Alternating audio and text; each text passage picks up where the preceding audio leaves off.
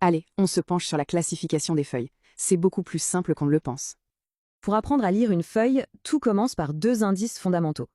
D'abord, est-ce que la feuille est d'un seul bloc, ou faite de plein de petites feuilles? Notre premier motif, c'est ce qu'on appelle penné. L'idée, c'est une nervure centrale très nette. Pour s'en souvenir, c'est simple, il suffit de penser à la forme d'une plume. Le chêne, par exemple, c'est le parfait exemple d'une feuille simple, avec ce motif de plume. Et pour une feuille composée, on a la glycine. On voit bien le même motif sur chaque foliole. Passons maintenant au deuxième motif, les nervures dites palmées.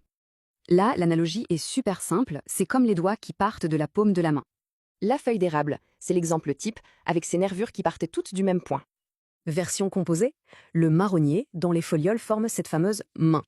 Et notre dernier motif, c'est parallèle. Ici, les nervures sont comme des rails de chemin de fer.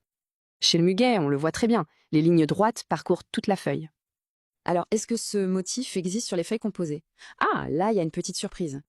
Le truc, c'est que trouver une feuille composée avec des nervures parallèles, c'est quasiment impossible.